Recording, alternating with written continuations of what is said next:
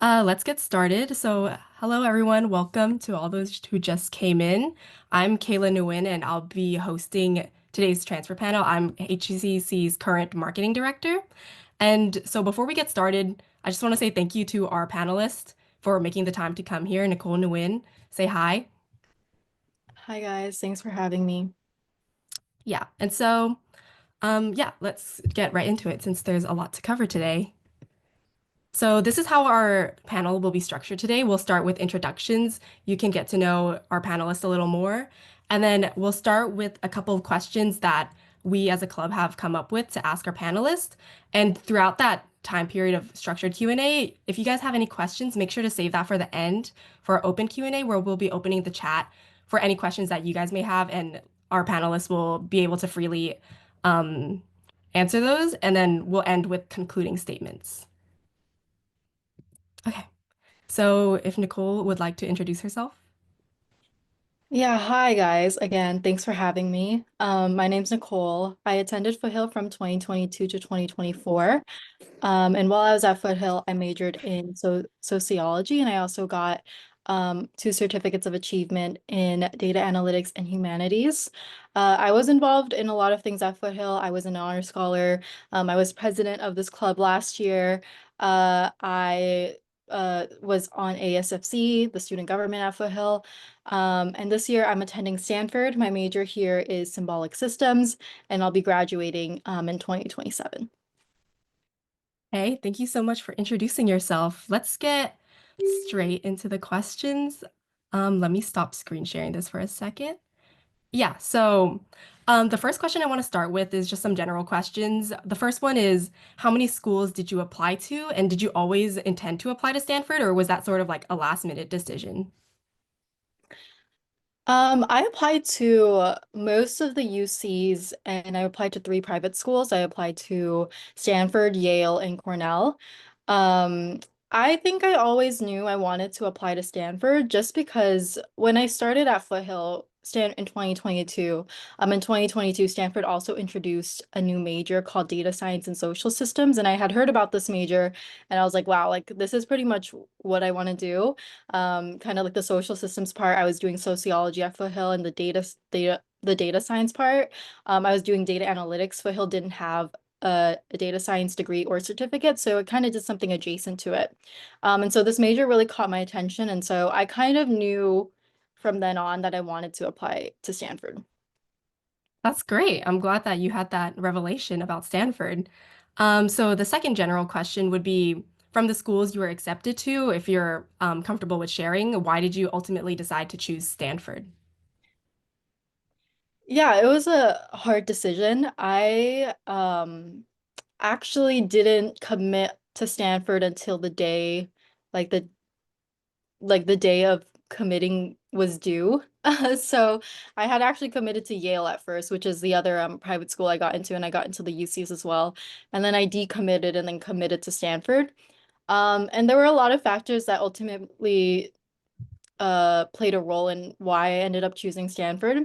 I think the biggest thing was one, Stanford again like had my ideal major. I really wanted to do data science and social systems, but I also like when you apply to Stanford, you can list like alternate majors that you're considering. And so I also put sociology and symbolic systems, which were majors that I was really interested in. And so um here at Stanford, it's different from the UCs and some of the other privates where you have a little bit more freedom in what you want to major in. Obviously, you can't do something totally different from what you did at your previous institution, but I was able to major in symbolic systems, sociology, or data science and social systems. So I really like the interdisciplinary approach that Stanford has to their curriculum. And I think that's a really big thing that ultimately drew me to Stanford. But I also chose Stanford over Yale in particular because Stanford's transfer community is a little bit bigger. We can talk a little bit more about this later, and I think we will, but I was really worried about how I would do socially in my transition. And so Stanford's transfer cohort this year, for my year is around 60 transfers. So that's actually quite big in comparison to Yale's transfer cohort. Yale, I think this year was around 20 people. And so I really wanted to have a community of like-minded individuals who come from like similar backgrounds and experiences as me. And Stanford tends to be more generous to community college students. Stanford accepts more community college students than other Ivy League schools like Princeton and Harvard and Yale. And so I wanted to, again, like surround myself with people who come from a similar background as me and could understand struggles if I had any during the transition process. And I did feel like I definitely got that. So those were like ultimately the biggest reasons why I ended up choosing Stanford. Yeah, that's crazy. Choosing between Yale and Stanford would be a definitely a hard decision. But as you noted about like the whole transfer community, that's we're going to be moving on to transfer specific questions now. And so the first question is something you kind of touched upon, but if you'd like to discuss more is, as you stated, there is a very small transfer community at Stanford. Do you feel that despite its like small size, the transfer community is strong, or do you have any comments on that? Oh yeah, I feel like the Stanford transfer community is really strong. There's like a transfer club or like kind of a where like transfers from this year could connect with transfers from previous years. Yeah, pretty much like a big transfer club. And so I definitely feel like the transfer community here is very strong. And I feel like I've gotten to know a lot of transfers from, 2 years ago or 3 years ago who are still at Stanford. And that's been great. And so, yeah, I feel like because Stanford's transfer community is larger in size than most transfers from at private institutions, um, there's so many people that you can connect with, and from that like you really get to know and build a bond with these people in this community. And honestly, like my friends like the friends I've met here are pretty much all transfers, and so we all kind of rely on each other. We all know that we have each other as a support system, and I think that's one of the greatest things about the Stanford transfer community. Yeah, that sounds great. I'm glad that Stanford has a really good, strong transfer community. And moving on outside of that, were there any specific transfer resources or services available that Stanford themselves provide, or like academic advisors, transfer only housing? Do you have any comments on that? Yeah, so Stanford is really great at supporting transfers. That's also another reason why I ended up choosing Stanford over Yale. Stanford just has way more institutional support in place for their transfers. For example, we have an introductory course that we take called Transfer 101 that we took during our first quarter here. So I took it last quarter in the fall. And it's basically just a course led by previous transfers from previous cohorts, that it's basically kind of like group therapy. It's just all transfers in one room, and you kind of all get to talk about what your experience like in the quarter has been as a transfer. You get to talk about resources that are available because transfers are kind of in a weird position where it's your first year at Stanford, but you're not really a freshman. College isn't new to you, and so we kind of have discussions like any other freshman would with their kind of peers. And so that's one of the resources they have, is having like a designated class for transfers, and for transfers to get to know each other. Transfers are also assigned a personal academic advisor. For us, her name's Dr. Anderson, and she's the best. She's basically the person you go to work out a graduation plan, figure out what classes you want to take, any academic related questions.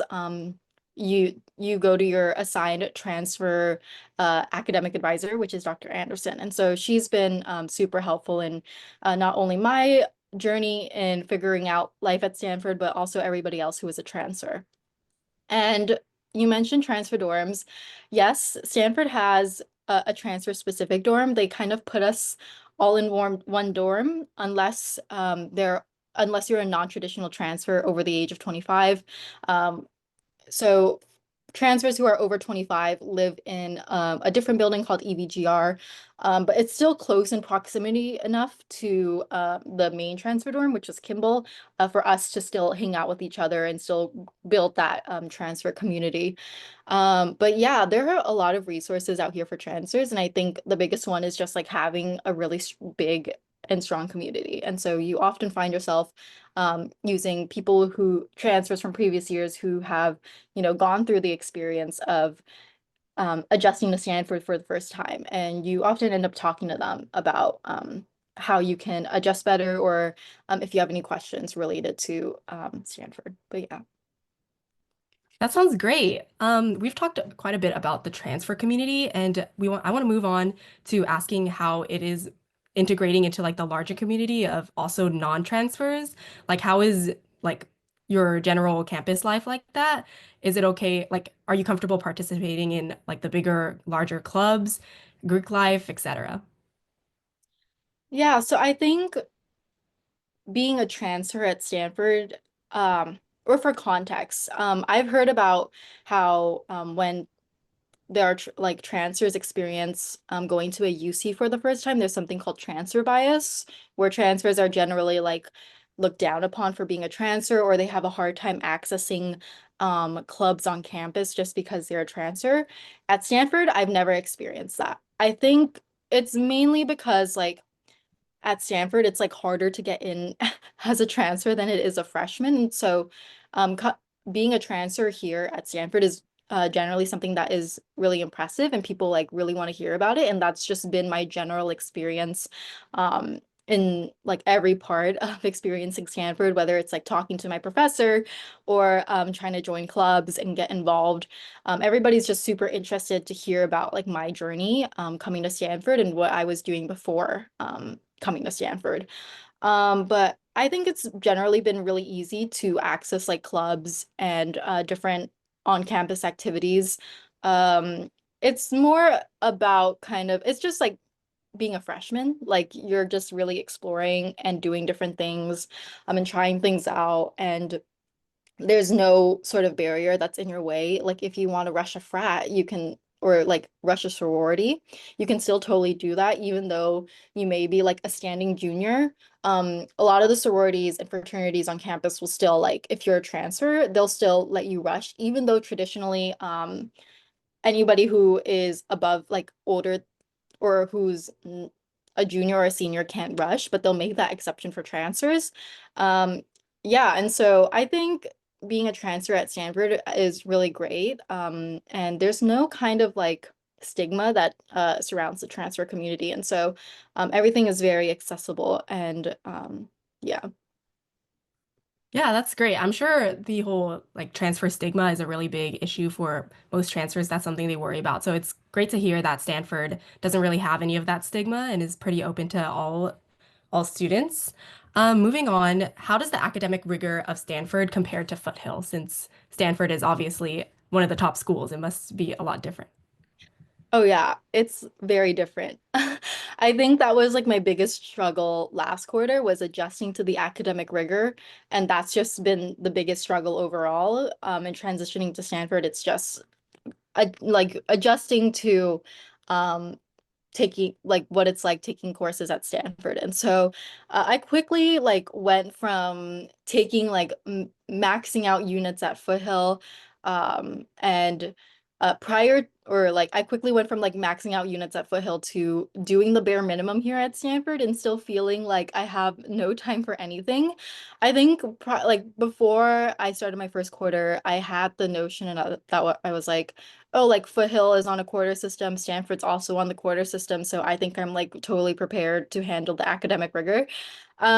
Stanford's quarters are 2 weeks shorter than Foothill's, if I recall correctly. Foothill's quarters are 12 weeks, Stanford's are 10 weeks, and there's just like so much more content that is like fit into these 10 weeks than at Foothill. And so that was the biggest challenge by far. I had to end up retaking my calculus series here at Stanford. So I did calculus at Foothill, but I need to redo that here at Stanford. And for like the calculus courses at Foothill, I've found myself spending like 5 to 10 hours every week on the course.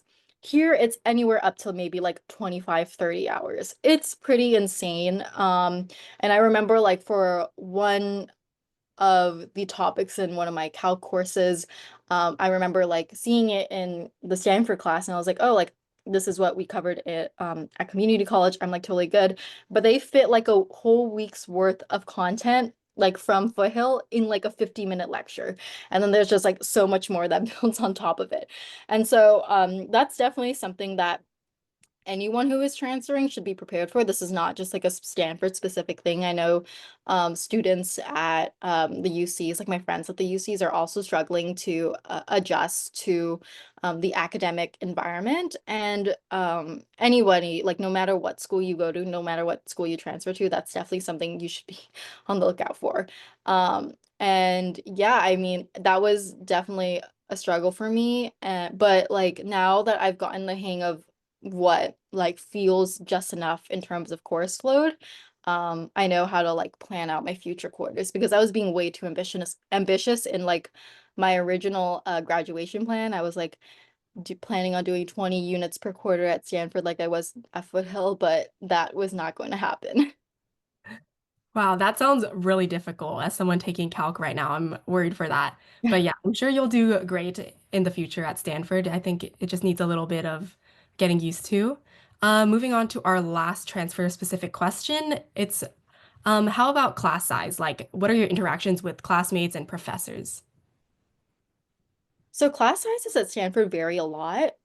Stanford is generally a smaller school in comparison to, a lot of the public schools. So you'll have classes like that are like 10 people, but you'll also have classes that are maybe like 400, 500 people. Like that was the case for my CS course I took last quarter. Like my power, which is basically like a writing requirement course, had maybe like 10 people. And my CS course had like 500 people. And so it very much depends and it's on a varying scale. I for classes that are obviously larger, like you have a hard time accessing the professor and building a relationship like you would in a smaller class. But that isn't to say that you can't build a relationship with your professors at all. I found myself going to office hours a lot and getting to know my CS professor. And so that's like one way that you can get through like kind of the big class environment, but still want to like get to know the professor that you're taking the class under. But yeah, it's definitely on a varying scale. And yeah, the smaller classes tend to be like more discussion-based classes where, you get in a circle and you guys talk about the content that you learned. But the larger classes are more like lecture style. That sounds great. Okay, thank you so much for telling us about how life has been as a Stanford student. We're going to move on to more application specific questions, which will discuss more about what your life was like as a Foothill student. So the first question is, which on-campus, like Foothill campus, resource did you use? Or if you didn't use any or didn't use a lot, like which ones did you wish you used?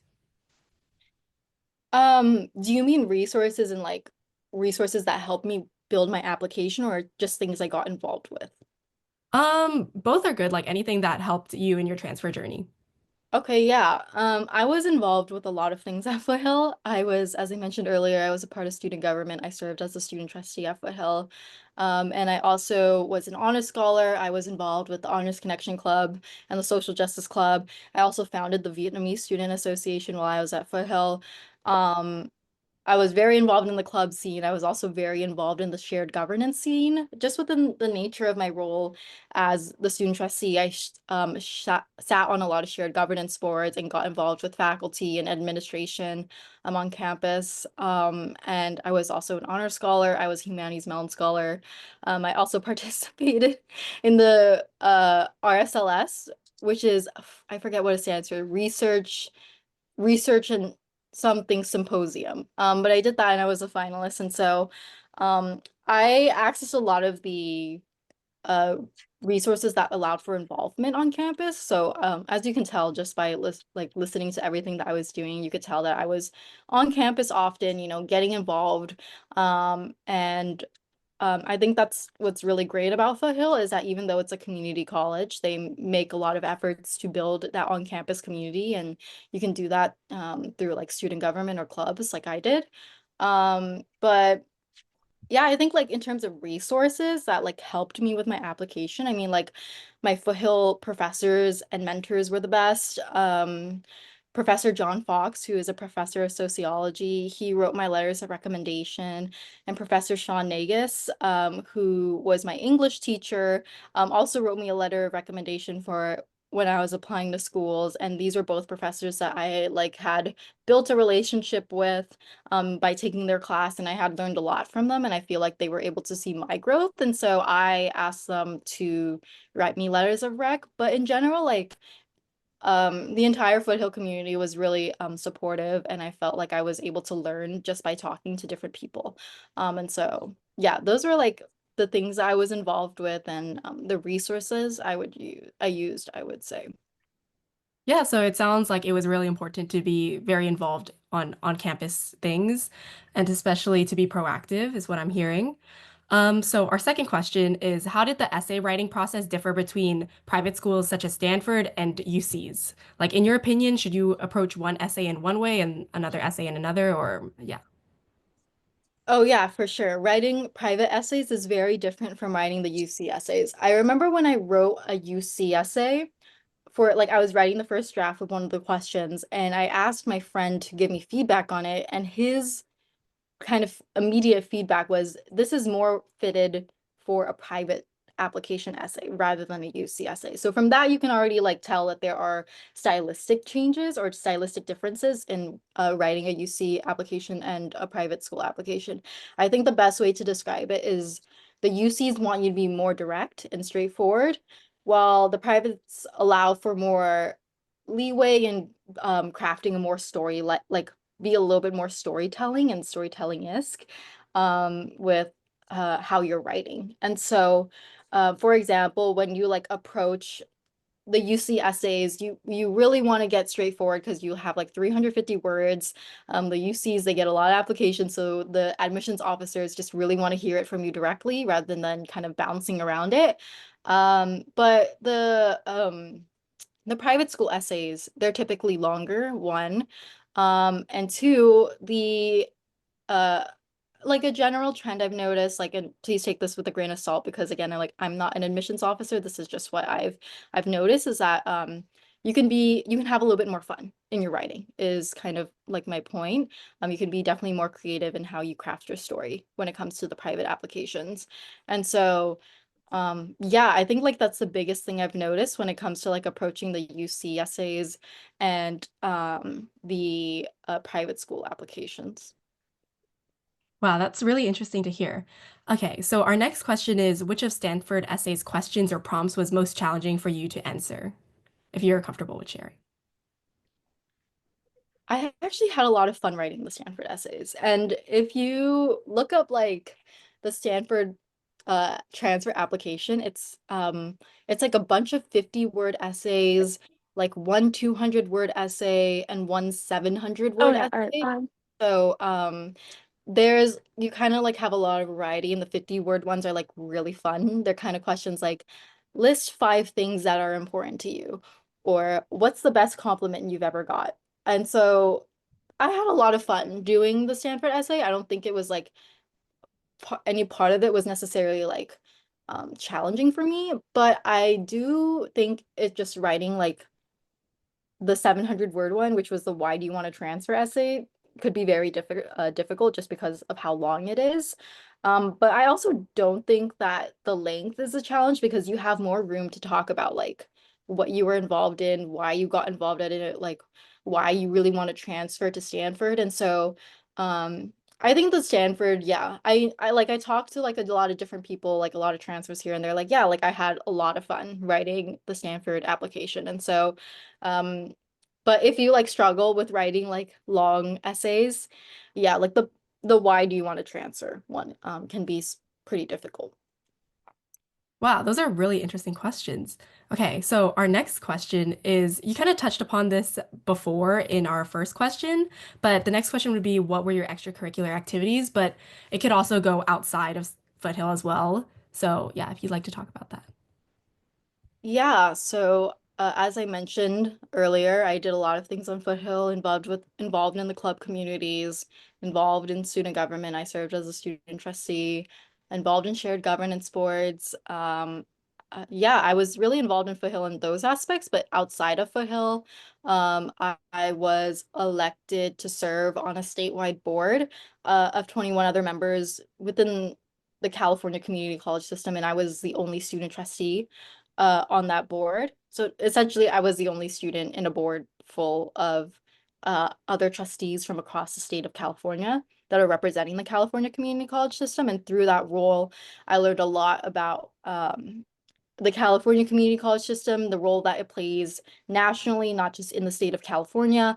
And I learned a lot about public policy and student advocacy, and just higher education advocacy in general.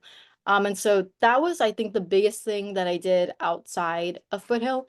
Oh, also, when I was at Foothill, I did the IRIS program, which is the Stanford Institute for Research in Social Sciences, where that allows for community college students to do research under a PhD candidate at Stanford. And so I did that for a year.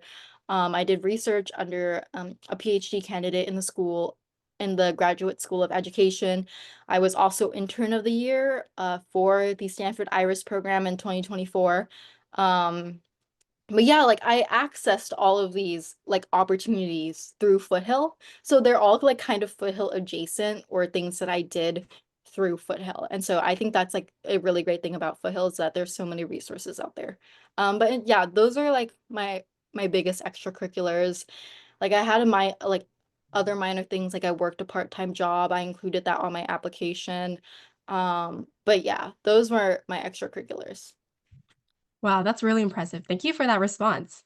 Okay, the next question is, did you submit your standardized test scores, such as your ACT or SAT score, to Stanford? No, I didn't. I didn't take the SAT or the ACT. But I do know that Stanford is going to start requiring the SAT after this, like any standardized test score after this year. I know Yale is already requiring it this year. So I think it like moving forward, if you're applying this year and you don't have a test like a standardized test score, I think it's fine. But if you're like a prospective transfer, you may like looking at private institutions specifically, you may need to start thinking about preparing for the SAT or ACT because they are going to start requiring it. Okay, that's great to know. Our next question is, what do you think made you stand out as a Stanford applicant? Okay, this is my favorite question because I have a really good answer to this that I tell a lot of people. So I think what made me stand out is there are two things I think that made me stand out as an applicant. One was my academic background. I was a really poor student in high school. I had like a 2.9 GPA. I remember the last semester of high school, I was like talking to my friend about how I wasn't sure if I was going to graduate because I don't know if I had all the classes I needed to take. And so yeah, when you apply to private schools, you have to submit like your high school transcript or whatever institution you went to before community college. And so a lot of people assume that because like I had a poor academic history that it would negatively affect my applications, but I think it actually really supported my application and it demonstrated the kind of growth I had at a community college and my determination to give academics a second chance, even though I failed the first time. And so I think that was what made me stand out. And I talked to like a lot of other Stanford transfers, and a lot of them come from like similar backgrounds as me.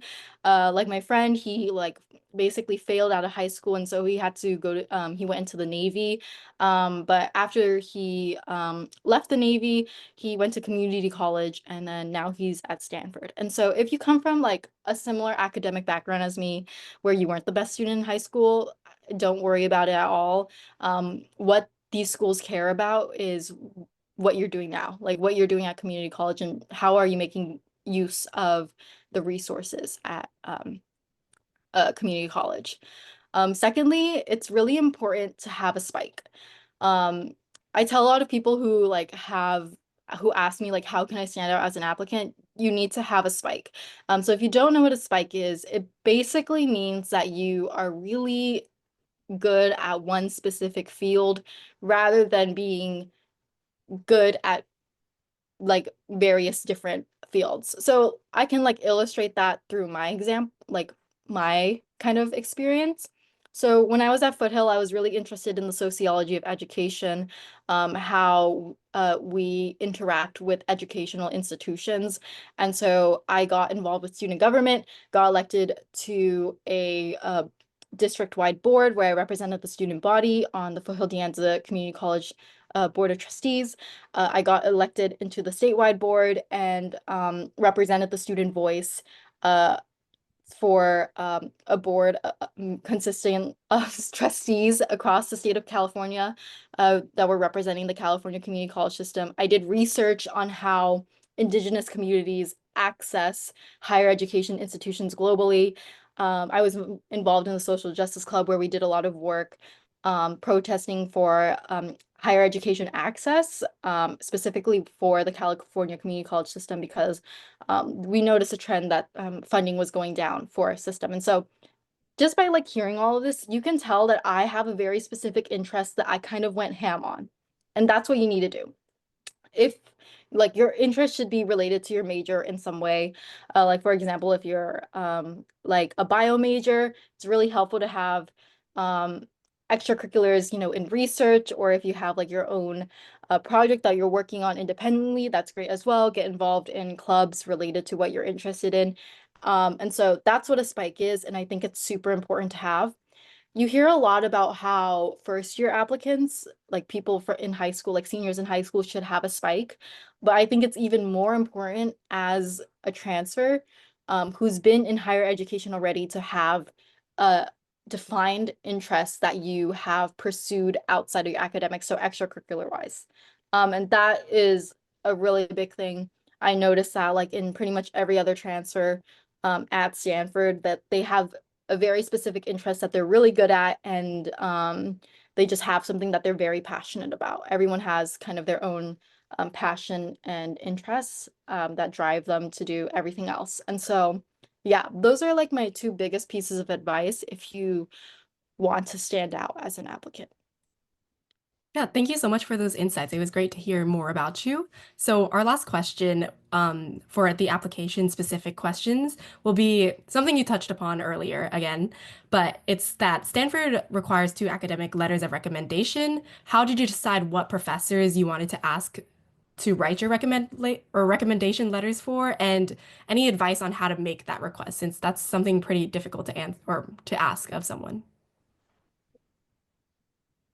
Build a relationship with your professor outside of the classroom. I like as I mentioned, I got letters of rec from my sociology professor who I took like sociology classes with since I was a sociology major, and my English professor.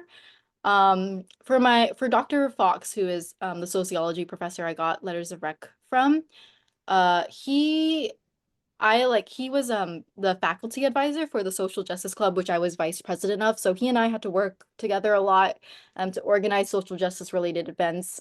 And I really got to know him outside the classroom, and I would often like stay behind after class just to have discussions with him of the topics we covered in class. And for my English professor, I would go to his office hours to get help on essays, but we'd also end up, talking about other things that interested us. Like I remember we ended up talking about like the Beatles and Queen because music and stuff. And so it's really important that you go out of your way to um get to know the professor beyond just the classroom. And I think like that like once you kind of build that academic relationship, it's not hard to ask for a letter of rec. Then you know the professor, the professor knows you. They would of course be willing to write a letter of recommendation on behalf of you.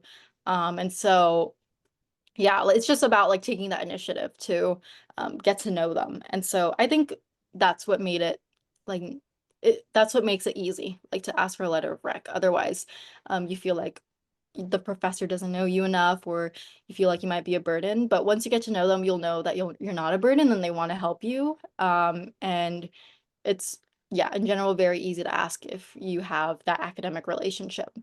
But one thing I do want to mention though is that for Stanford, yeah, Stanford requires one academic letter of rec, but you also can submit either a personal letter of recommendation or a professional letter of recommendation.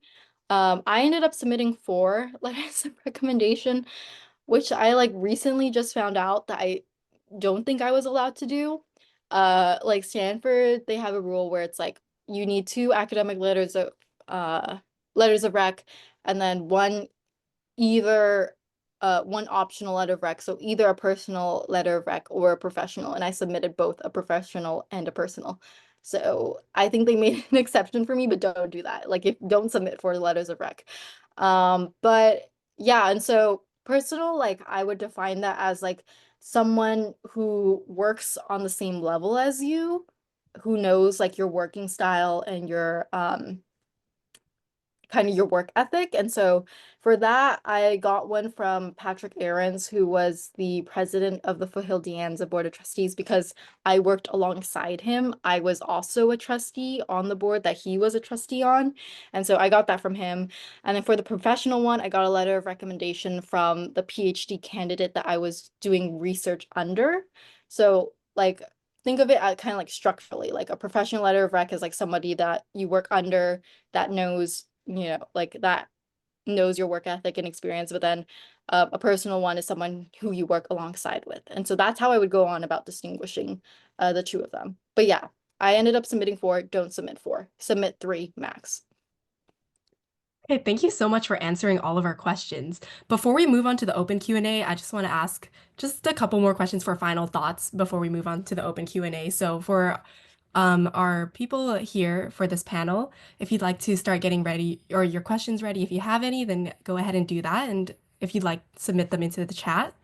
Yeah, so for the final thoughts for our panelists, overall, what kind of person and student do you think suits Stanford? Like, what is a student that is a good fit for Stanford? Someone ambitious and resourceful. And that's like kind of a given when you apply to Stanford. Stanford really wants to see how you're going to make use of the resources that they have to offer. So when you talk about why do you want to transfer to Stanford, you need to talk about like what resources you're going to make use of once you get here. I mean, what you're going to get involved in, the courses that interest you, what faculty's research interests you. And so they want to know about how you are going to make use of what they have to offer. So they are looking for someone who is very resourceful and generally ambitious. I think I was very ambitious while I was at Foothill and got involved with a lot of different things, but I think that like ambition can translate to someone who doesn't say no, or like somebody who is willing to take a risk and um touch like get involved in something that they never would have thought they would have gotten involved in. And I feel like I definitely did that when I was at Foothill.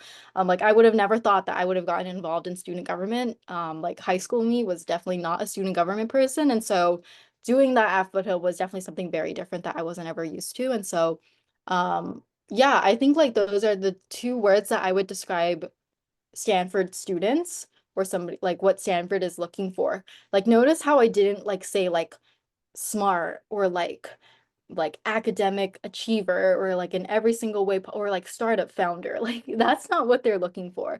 Um in fact, like the transfers that I'm surrounded by aren't people who are like science Olympiad winners or like have discovered the cure to cancer. They're people who are really passionate about something and want to bring that passion to Stanford. And so that would be like how I would describe a Stanford student. Thank you so much for that. That's really great to know. Okay, so one last question for final thoughts. With 2 quarters under your belt at Stanford, do you believe that Stanford was the right choice for you? Yes, but it doesn't come with like without lessons. I mean, I think there was a period where I was like, oh my God, I'm so stressed. Like I made this so much harder for myself at Stanford because here I have to do 3 years. If I would have gone to Yale, I would have done only 2 years. So I'm like, wow, I have to do school for another 3 years. Like, did I really make the right decision? It's like so hard. I'm already struggling in my first quarter. I can't imagine what the next 3 years are going to look like. So I definitely had a lot of doubt with that. But now that I've kind of like settled into like my second quarter, we're wrapping up kind of midterm season here. I do think I made the right decision, and I feel like my initial fear came from the fact that I was doing things that I've never done before in terms of coursework, and I was really scared of that, but I feel really glad that I'm doing it now and doing it here at Stanford because I've grown a lot just within the span of maybe like 15 weeks, the 15 weeks that I've been here. And I do think I made the right decision to come to Stanford. But it's like if you like don't feel bad for like when you transfer and you feel like you made the wrong decision when you're like still adjusting. It's called the adjustment period for a reason. You're still like getting the hang of things, figuring out what's right for you, and don't doubt yourself too much. But I definitely went through that. But now that I'm like in a place where I'm more settled, I do think Stanford was the best fit for me. Okay, thank you so much for that response. So we're now going to be moving on to the open Q&A. And so I actually have a question ready in chat. Sorry, give me one second. Let me open that. It was regarding something that you touched up upon. It was about um the needing to take a quote unquote fifth year or third year as a transfer at Stanford to complete Yeah. a double or a minor. Yeah, Mhm. just wanting to know more about that. A double or a minor? Yeah. Okay, let me see. Like a double major or potentially like minoring in something completely unrelated or maybe even Yeah. two minors. Yeah. Yeah, thanks for clarifying. So it's actually really hard to do a minor or a double major as a transfer at Stanford. Most people just stick to their intended major. And that's because the transfer, like when you transfer units to Stanford, it's a little complicated. So basically, they'll evaluate your transcript once you get in, and then once they like, then like they'll give you the amount of units you're able to transfer in. So I transferred in 90 units, which was the maximum. But then you have to go through a process where you submit the courses, you do a course to course evaluation where you submit the course that you took, like say like Psych 1 at Foothill. Like I transferred in Psych 1, but then like you have to get it verified through the psych department. So even though the like admissions office like evaluated your course credits and like you have like 90 credits under your belt, it's not really 90 because then you have to go through the actual department to verify that. And so that was kind of like the thing that I had to go through, where not all of my courses I took at Foothill uh aligned with like the respective course here at Stanford. And so that was a big thing.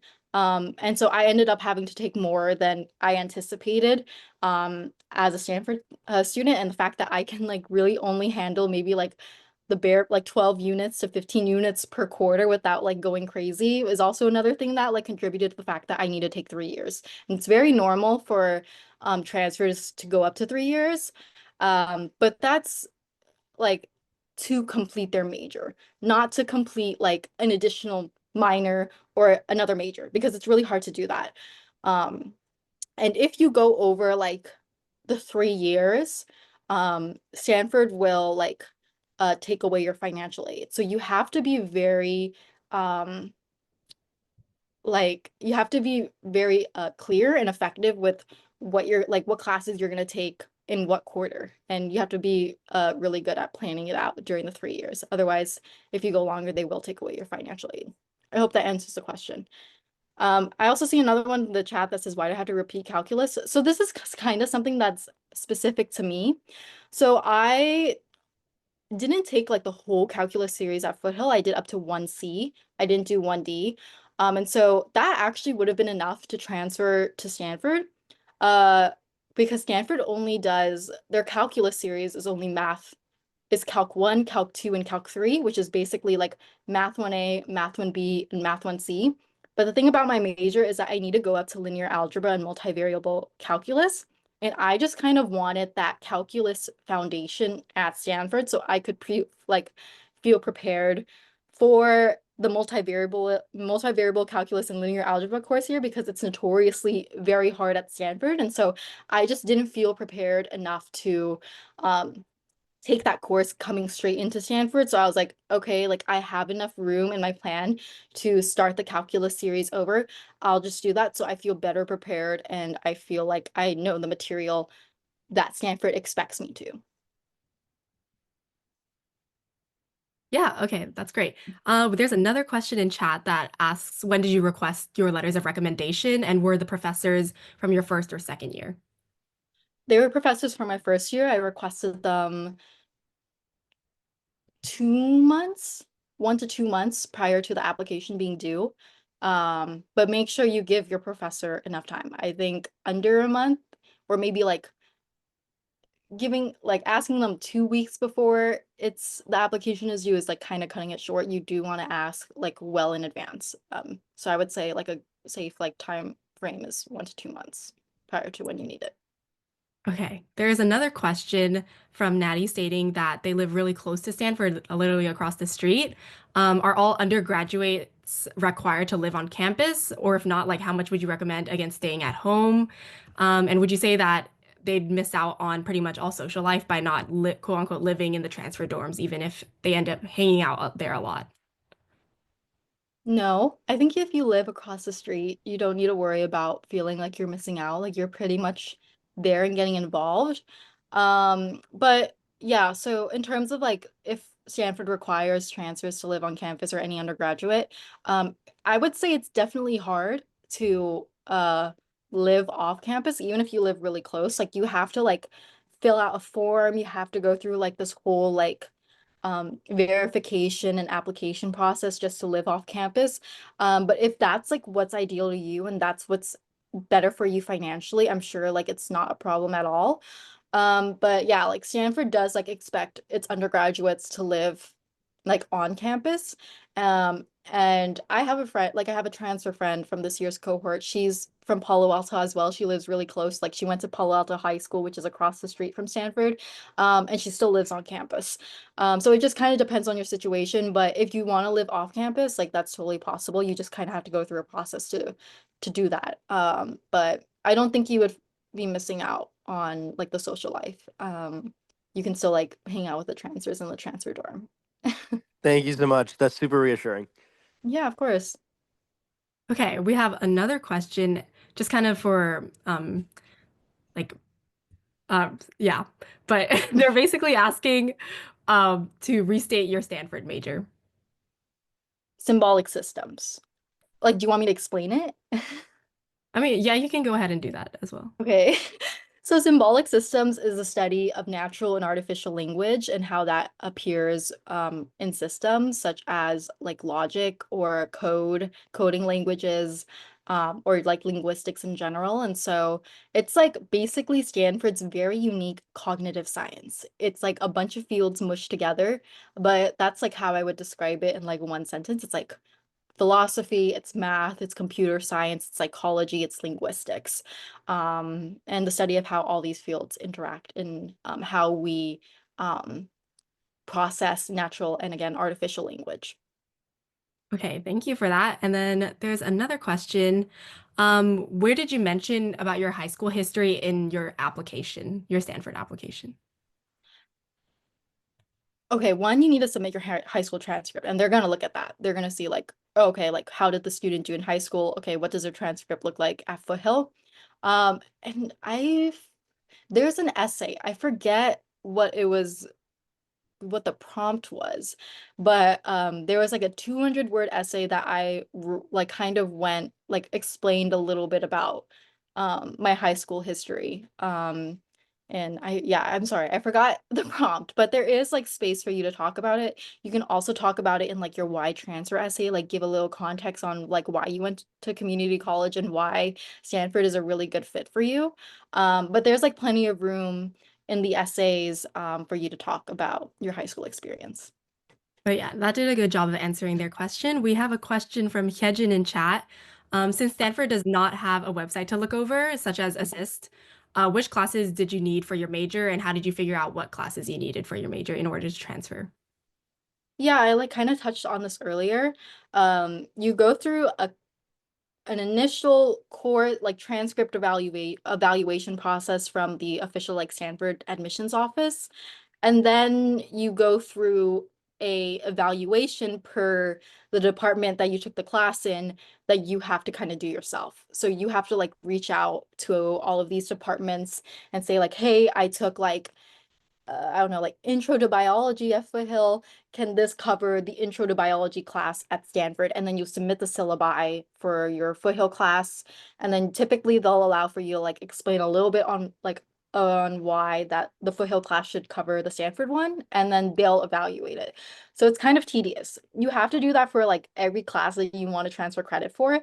And luckily, I was able to transfer credit for a lot of my concentration courses. I'm concentrating in media and communication, and so I really have to only take worry about taking like a lot of the core classes for my major that weren't able to transfer over. So it's kind of like it's not like the UCs where you have like assists and you know what classes like are immediately covered. You kind of have to go through that process during your first year. Okay, thank you so much. So far, that is it for the questions in chat. I just want to open the room again. Don't be afraid to ask questions. Oh, okay, there's another question from Yesh. In your general transfer statement, did you tailor it to each school or did you just put that information in their supplemental essays? And also, do you have any general advice on the transfer statement? Okay, so I think I should clear. Okay, so when you apply as a transfer, there's not really a personal statement. Like it's not like when you apply to a first year and you know how first years have to do like a personal statement that they send out to all of their privates that they're applying to on the Common App.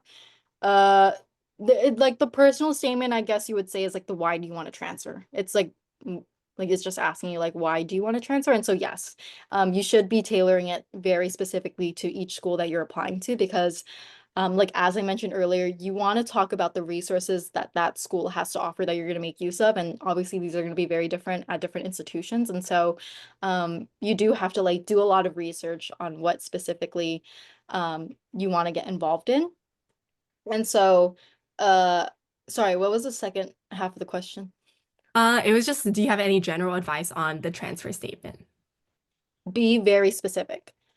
Like I was very specific about what courses I wanted to take, why I wanted to take them. Like I said, like, oh, like Foothill doesn't have courses in race and ethnicity very specifically in like this one concept that I wanted to learn, but Stanford does, so I really wanted to take it. And I also talked about like how there's a faculty like a Stanford professor who's doing research in something that I'm really interested in and I really would love to do research under him. I talked about how like taking transfer 101, like I like researched on like what life would be like as a Stanford transfer, and I talked about how transfer 101 would be like really great for me to learn about um the other transfers because building community is really important to me. And so be very specific about what you're doing. You don't want to be very general and like, oh, I want to get involved in clubs and I want to major in this. You need to be very specific, and that's how they're gonna be able to tell like, oh, this person is really interested um in Stanford and what it has to offer. But that would be like my general advice on how to approach like the transfer. Why do I want to transfer? Okay. We have another question. What kind of approach did you take for the why transfer essay? Is it more of a resume dump kind of essay, or should you talk more about the school you're applying to? It is not a resume dump. They can see your resume basically. That's your extracurricular list and your awards. Don't resume dump. Um, yeah, approach it like you are writing a story about your life and how you got like interested in the field that you're pursuing and how you explored this field of study at community college and how you want to continue exploring it at Stanford. That's the general structure that I would say the why transfer essay should follow. Um, I don't think like as a community college, it's more like intuitive on why you want to transfer. Like I can't get a bachelor's degree in this field at Foothill, so I want to go to Stanford to get a bachelor's degree in this field. So just they like can tell that, and so you want to be more specific about what exactly why Stanford would be a good fit for you to pursue your intended field of interest at, if that makes sense. Okay. Next question. How many extracurriculars can you report? And also, I'm kind of adding this on. How many did you report, if you remember? I think 20 is the maximum on the Common App. Actually, I don't think the Common App had a maximum. I think it was the UCs that had a maximum of 20 awards and extracurriculars. I might be wrong. I think I submitted 18 extracurriculars for Stanford. Wait, yeah. And then I submitted 5 awards. But yeah, but I do want to say that I had a lot because of it was just kind of the nature of like the student trustee role specifically, like as student trustee, that came with like a bunch of other responsibilities that I had to do that I just included separately because I think I did a lot of things in those like student trustee like adjacent roles that I could like write about it in a different space. But I do want to say that don't resume stack or don't be like, okay, I need to get more things on my extracurriculars list or there's no way I'm going to get in. Like that's just like not how you want to approach it. I have a friend who she's a Stanford transfer and she had like 5 extracurriculars on her uh extracurriculars list when she applied to Stanford. But there were all things that she was really, really passionate about and she really loved doing and she had high leadership in. And so don't approach it like a numbers game where you need to max out the numbers.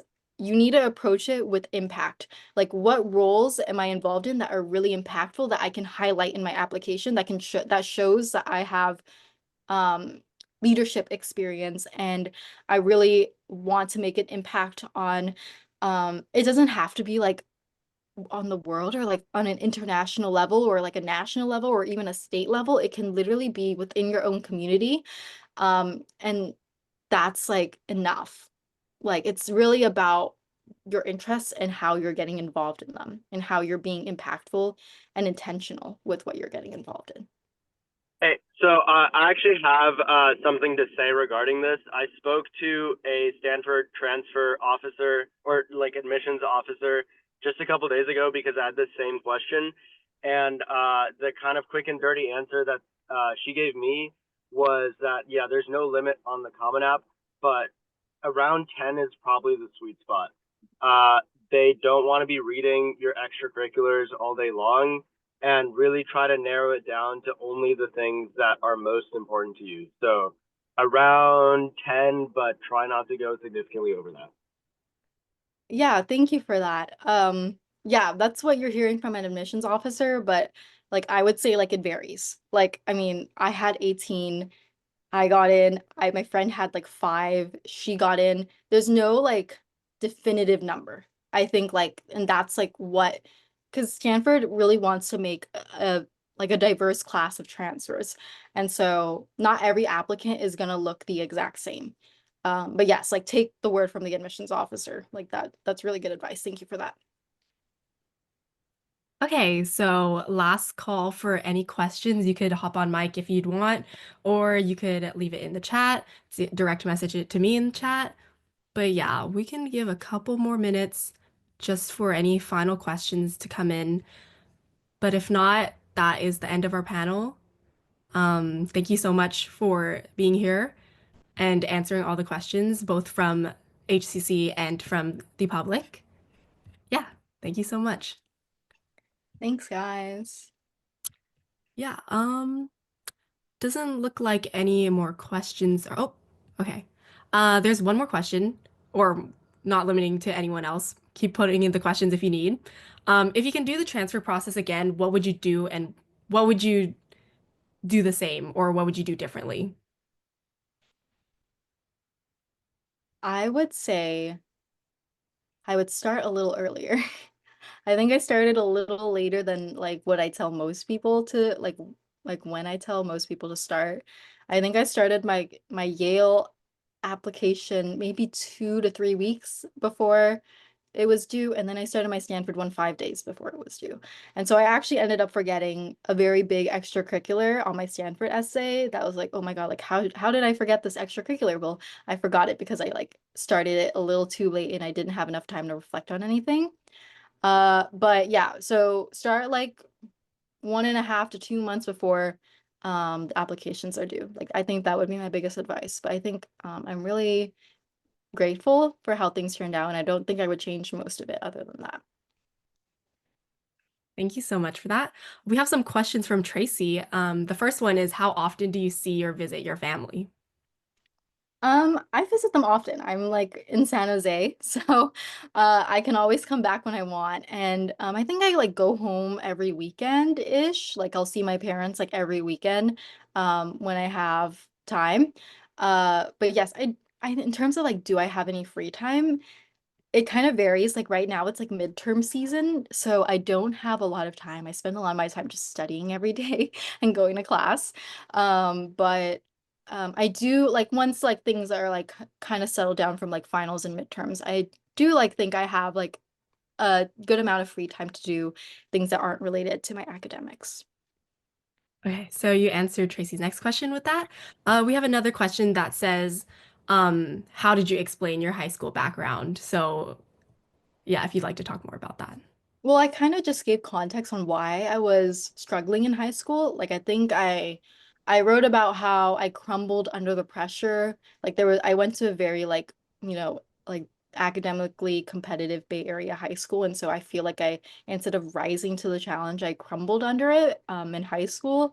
And so I kind of just like gave an explanation as to like why I struggled, but how I learned from that and made use of like Foothill resources to do better and to challenge myself.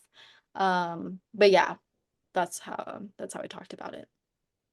Okay. Another question is, did you reuse any of your UC application or essays for your Stanford ones?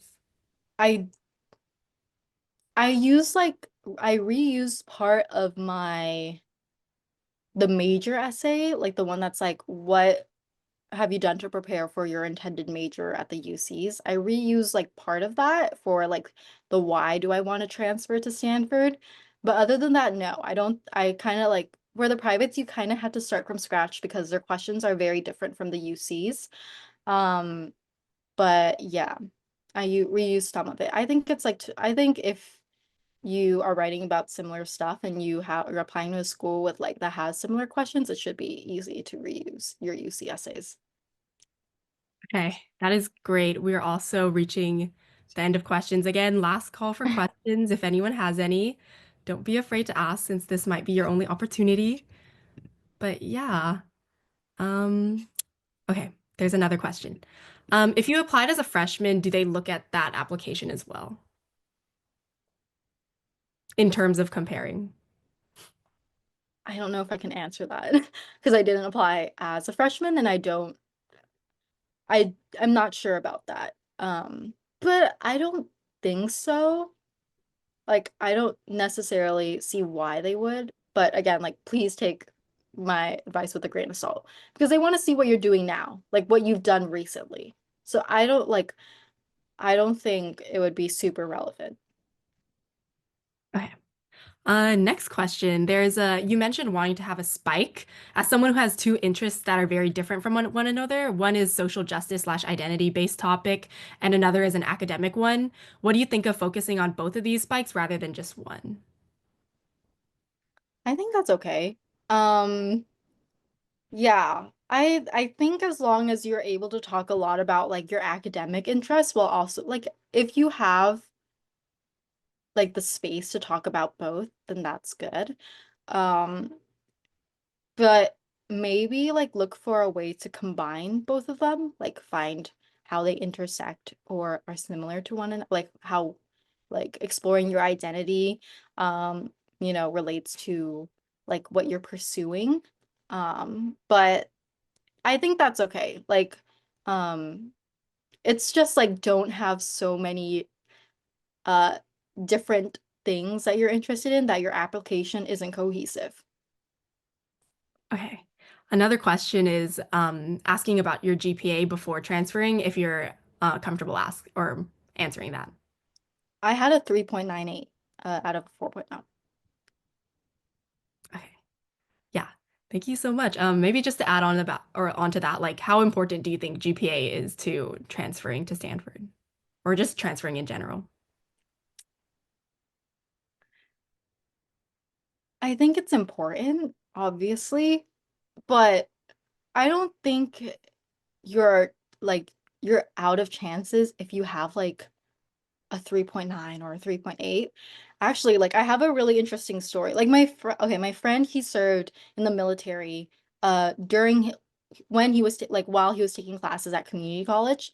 And so one quarter or one semester he was called to service and called to be on duty, and so he had to like suddenly like withdraw from some of his classes, and that led him to like have a few like failing grades on his transcripts and a lot of like late withdrawals, and so his GPA was kind of low, but he was able to explain that in his essays, and now he's at Stanford. So if don't just be like, okay, Stanford wants a 4.0 student. Like that's not always the case. It's always like around like your story and like what happened. But yeah, that's how I would approach like the GPA thing. Okay. There's another question that says, did you discuss your childhood circumstances at all, like growing up as this or that? Like suppose that someone's an immigrant or something similar. Oh yeah, like I definitely talked about that in my essay. I talked about how like because my family, like I had very unique family circumstances growing up, and like this like I like kind of intuitively like had known about sociology as a concept since I was a kid. I just didn't know it was sociology. And so that's like how I connected it. But I mean, yes, of course, like talk about your background. They want to know more about you. They want to know about how you grew up and how you learned from your mistakes, what you're doing now. And so that's totally fine to do. And I really encourage it. Okay. We have another question. Is admission to Stanford highly based on major? And like, should you be wary of applying for competitive majors? And also, do you talk about any extracurriculars you did in high school? No, for the major thing. When you apply to Stanford, everybody, even transfers, come in as undeclared. So you're not applying for a major like you are to the UCs where you get admitted by major. You're getting into the school, not necessarily the major. And then once you get admitted into Stanford, then you choose a major. So that's just kind of what it's like at Stanford. This is not the case for all of the privates. I know Yale, they admit by major. So I think like it just depends on this institution. Just kind of look into that and do research. Uh, yeah, I think like even if you apply for like a very competitive major like at like computer science, I like know a handful of computer science transfers here at Stanford. But what was the second half of the question? Yeah, it was, did you talk about like any extracurriculars you did in high school in your application? No, but that's like just me because I didn't do anything relevant in high school that I felt like would add to my application. And so I didn't include anything from high school. But if you feel like you did something like that was really relevant to you and very important to you that you did in high school, yeah, of course, include that. Okay. Again, just gonna give a couple more minutes to let final questions roll in. Let's see. Okay. Yeah, so it looks like that is about the end of our panel. Oh, sorry, one more question. One more question. Okay. Okay. Did you do any sports? And if yes, would you recommend talking about doing sports in college, even if it's not your top priority? I did badminton at Foothill. I didn't talk about it in my essays uh at all. I think I talked about it like it was in my extracurriculars list. Like I was on the women's badminton team at Foothill for a little bit, and I included that on my extracurriculars list. Uh like you can okay, well like the athletic scene at at Stanford is like there are like the D1 athletes in like basketball or football or track and field, but there's also like club sports. So there's like a club version of the track and field where anybody can get involved. There's a club version of pretty much any sport on campus. And so, yeah, like I mean, if you're really passionate about the sport, you can definitely connect that to like the club scene. But I think obviously like it's harder to connect that to like a professional like athletic D1, D like Stanford sports because those are like they go through a different process than being applying as a transfer. Okay. Thank you so much for that final response. We're gonna wrap it up now. Oh, wait. Okay. Okay, no. One more question. Okay. Do you plan on doing badminton at Stanford at all? Or the question comes from someone planning on joining the Stanford sailing team. And if they get Oh, in, they grew up sailing for 10 years but stopped in college. Would it be worth discussing? my roommate's on the sailing team. That's really cool. Uh, do you like plan on like you want to join the official Stanford sailing team? I think that's Yes, definitely. Yeah. does I think because like they go through a different process getting recruited as an athlete. So then like for me, like my roommate, she's on the sailing team and she transferred from Cornell's sailing team. But she like went she's a transfer, but she went through a different process. She didn't apply to Stanford, like write the essays. She entered the transfer portal, which is like an athlete thing that I don't know a lot about. Um, yeah, I don't know a lot about that. You can talk about it if like sailing's important to you and you can definitely talk about that interest, but I don't know how possible it is to join the team. I could be totally wrong. I'm so sorry. I like have no knowledge on like athletes because I'm not an athlete. But in terms of like I play badminton like on the club. Like I go to open gyms sometimes, but that's like pretty much the extent of it. Okay, that's super helpful to know. Yeah, I'll definitely contact the sailing coach then or Yeah. whoever's in charge Oh of that yeah. and Talk to the get in touch coach. with Yeah. them. Absolutely. Talk to the coach. Thank you. Yeah. Okay. Thank you so much. Okay, that was our final question. Okay. Um, okay, so thank you again just for being here and for making time to, especially during such a busy season, especially as a Stanford student. Again, I hope everyone's very grateful for Nicole's presence here. But yeah, thank you so much everyone for coming. Um, we had a lot of wonderful questions from everyone, and so I'm really glad that we were able to have a lot of those questions answered. And so, yeah, thank you so much. That's the end of our panel for today. You can follow us on Instagram at Foothill Honors Connection or join our Discord where we update a lot of our information. Especially, you can keep out an eye for our next panel, which will be for USC, if any of you guys are interested in that. Yeah, thank you so much, everyone.